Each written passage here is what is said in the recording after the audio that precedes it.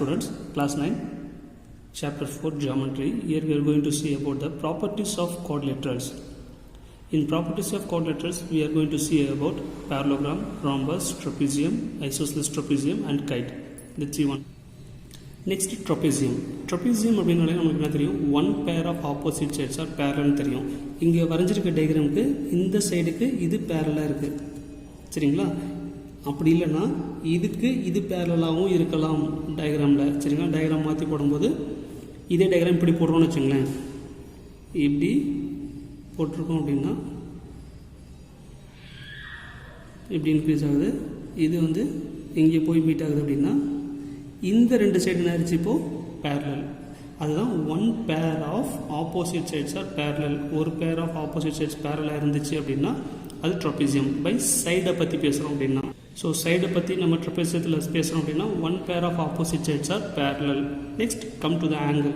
Angle எப்படி இருக்குன்னா, angles பாருங்கள், இந்த ஆங்கிள் இந்த angle each end of non parallel side, each end of non parallel side, இது பேரலல் சொல்லிட்டோம், இதுதான் non parallel side. Each end of non parallel side are supplementary. Supplementary அப்படின்னாலே நம்மளுக்கு 180 டிகிரி. இதையும் நம்ம டிரான்ஸ்வர்சல் கண்டிஷன்ஸ்லேயே கொண்டு போங்க. இப்படி ஒரு லைன் எக்ஸ்டெண்ட் பண்ணுங்கள், இப்படி ஒரு லைன் எக்ஸ்டெண்ட் பண்ணுங்கள்.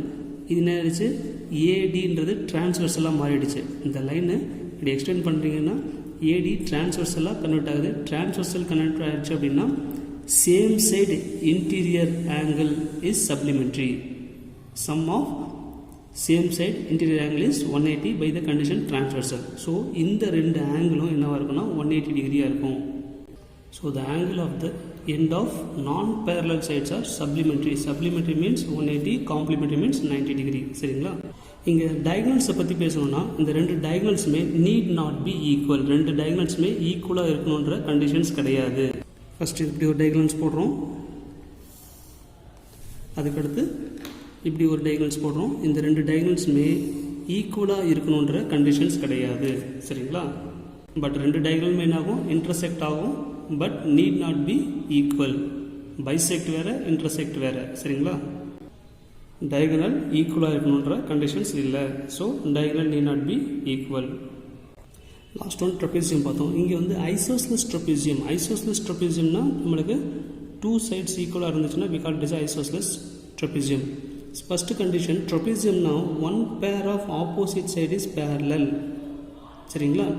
அண்ட் தென் ஐசோஸ்லெஸ் கண்டிஷனில் one pair of opposite sides are equal அப்படின்னு சொல்லிட்டோம் அப்படின்னா it is isosceles condition, isosceles trapezium. ட்ரபீசியத்துக்கு one pair of opposite sides பேரலாக இருக்கணும். அண்ட் தென் ஐசோஸ்லெஸ் ட்ரபீசியம்னா ஒன் நான் பேரலல் சைட்ஸ் இருக்குது பார்த்தீங்களா, அந்த நான் பேரலல் சைட்ஸ் எப்படி இருக்குன்னா ஈக்குவலாக இருக்கணும், அதுதான் கண்டிஷன். ஐசோஸ்லெஸ்னால் டூ சைட்ஸ் ஈக்குவல், இந்த ரெண்டு சைட்ஸ் ஈக்குவலாக இருந்துச்சுன்னா நம்ம ஐசோஸ்லெஸ் ட்ரபீசியம் சொல்லலாம் பை சைட்ஸை வச்சு. இப்போ ஆங்கிள்ஸை வச்சு பேசணும் அப்படின்னா ஆங்கிள்ஸ் எப்படி இருக்கணும், end of each parallel sides, end of each parallel sides என்ன இருக்கணும், ஈக்குவலாக இருக்கும். இந்த சைடு இந்த side, the end of each parallel சைட்ஸில் இருக்கக்கூடிய ஆங்கிள்ஸ் எல்லாமே என்னவாக இருக்கும், ஈக்குவலாக இருக்கும்னு சொல்கிறாங்க, சரிங்களா? So the end of each parallel sides are equal.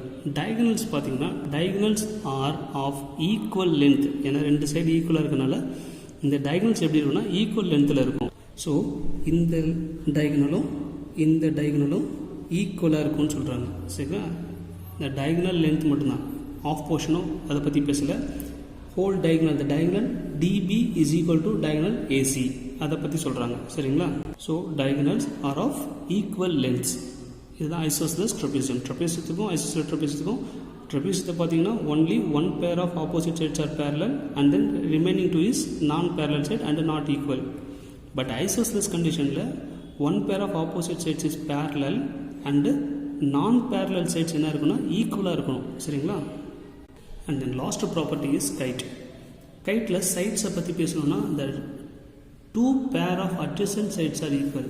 இந்த சைடுக்கு இந்த அட்ஜசன்ட் சைடு ஈக்குவலாக இருக்கும், இந்த சைடுக்கு இந்த அட்ஜசன்ட் சைட்ஸு ஈக்குவலாக இருக்கும். அதுதான் two pair of adjacent sides are equal. Sides சொல்லணும் அப்படின்னா, சரிங்களா? ஸோ கைட்டில் சைட்ஸை பற்றி பேசணும்னா two pairs of adjacent sides are equal. இதுக்கு பக்கத்தில் இருக்கக்கூடிய இந்த சைடு, இதுக்கு பக்கத்தில் இருக்கக்கூடிய இந்த சைட்ஸ் என்னவாக இருக்கணும், ஈக்குவலாக இருக்கும், சரிங்களா? Adjacent sides are equal. அதுக்கடுத்து ஆங்கிள். ஆங்கிள்ஸை பற்றி பேசணுன்னா one pair of opposite angles are equal. இந்த ஆங்கிளுக்கு இந்த ஆங்கிள் ஈக்குவலாக இருக்கும். சரிங்களா? One pair of opposite angles are equal. இந்த ஆங்கிளுக்கும் இந்த ஆங்கிளும் ஈக்குவலாக இருக்கணுன்றது கண்டிஷன்ஸ் இல்லை, ஏதாவது ஒன் பேர் மட்டும்தான் சொல்லியிருக்காங்க. சரிங்களா? So angles one pair of opposite angles are equal. சரிங்களா? Next diagonal. Diagonal intersect at right angle. ரெண்டு டயகனலுமே இன்டர்செக்ட் எப்படி ஆகும்னா ரைட் ஆங்கிளில் இன்டர்செக்ட் ஆகும். பாருங்கள், ஃபஸ்ட்டு டயகனல் இப்படி போடுறேன். இது வந்து லாங்கஸ்ட் டயகனல். இந்த டயகனல் வந்து longest diagonal. And then another one is a shortest diagonal, and then this diagonal is a shortest diagonal. இந்த டிஸ்டன்ஸில் சின்னதாக இருக்கிறது ஷார்ட்டஸ்ட் அண்ட் தென் பெருசாக இருக்கிறது லாங்கஸ்ட் டயகனல்.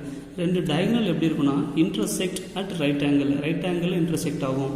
அப்படின்னா இது இன்டர்செக்ட் ஆகும்போது நம்மளுக்கு 90 டிகிரி கிடைக்கும்னு அர்த்தம். சரிங்களா? இது நம்ம ஓன்ற பாயிண்ட் எடுத்துக்கிட்டோம் அப்படின்னா இது 90 டிகிரியில் இன்டர்செக்ட் ஆகும் ரெண்டு டயகனலும். அண்ட் தென் இந்த shortest diagonal bisected by the longest diagonal. இந்த ஷார்ட்டஸ்ட் டயகனலில் வந்து bisected by the longest diagonal சொல்கிறாங்க. அப்படின்னா இந்த ஷார்ட்டஸ்ட் டயகனல் எப்படி இருக்கணும் அப்படின்னா இது ரெண்டு சைட்ஸும் ஈக்குவலாக இருக்கும். ஓஏவும் ஓசியும் ஈக்குவலாக இருக்கும். சரிங்களா? இந்த ஷார்ட்டஸ்ட் டயகனலில் சின்ன டயகனலை பெரிய டயகனல் பைசெக்ட் பண்ணிட்டு போகுது அப்படின்னு சொல்லியிருக்காங்க. சரிங்களா? அப்போது இந்த டிஸ்டன்ஸும் ஈக்குவலாக இருக்கும். சரிங்களா? ஆனால் பெரிய டயகனல்ஸ் ஈக்குவலாக இருக்கணுன்ற கண்டிஷன்ஸ் கிடையாது. ஓடி இங்கே என்ன இருக்கும், OA is equal to OC conditions இருக்குது. பட் ஓடி ஓபி ஈக்குவலாக இருக்கணுன்ற கண்டிஷன்ஸ் கிடையாது. சரிங்களா? அண்ட் அனதர் கண்டிஷன் இருக்குன்னா இந்த லாங்கஸ்ட் டயகனல் இருக்குது தெரியுங்களா, இது வந்து இந்த கைட்டை வந்து 2 ஈக்குவல் கான்கிரூயன்ட் ட்ரையாங்கிளாக கனெக்ட் பண்ணுதான். இப்படி வந்து இது ஒரு ட்ரையாங்கிளாகவும் இது ஒரு ட்ரையாங்கிளாகவும் இந்த லாங்கஸ்ட் டயகனல் பிரிக்குது. அந்த பிரிச்சிச்சு அப்படின்னா இந்த ரெண்டு ட்ரையாங்கிளுமே கான்கிரூயன்ட் ட்ரையாங்கிள்ஸ் அப்படின்னு சொல்கிறாங்க. கான்கிரூயன்ட் கண்டிஷன்ஸ் நம்மளுக்கு தெரியும். Side angle side angle side angle and RHS. இந்த கண்டிஷன் சாட்டிஸ்ஃபை பண்ணிச்சுன்னா நம்மளுக்கு கான்கிரூயன்ட் சொல்லணும். இங்கே என்ன சொல்கிறாங்க, இந்த பெரிய டயகனல் கைட்டை டிவைட் பண்ணும்போது இந்த ட்ரையாங்கிளும் ரெண்டு ட்ரையாங்கிள் மீட் ஆகும். தெரியுங்களா? ABD ஒரு ட்ரையாங்கிள், BCD another ட்ரையாங்கிள். இந்த ரெண்டு ட்ரையாங்கிளுமே வந்து கான்கிரூயன்ட் அப்படின்னு சொல்லிடுறாங்க. இது கண்டிஷன்ஸ். சரிங்களா? ஸோ ப்ராப்பர்ட்டிஸில் என்னென்ன பார்த்துருக்கோம், parallelogram, rhombus, trapezium, isosceles trapezium, finally the kite. சரிங்களா? ப்ராப்பர்ட்டிஸில் சைட்ஸ், ஆங்கிள், டயகனல்ஸ், இதை மூணு பற்றி தான் இந்த ப்ராப்பர்ட்டிஸில் பேசுகிறோம். சரிங்களா? Thank you students.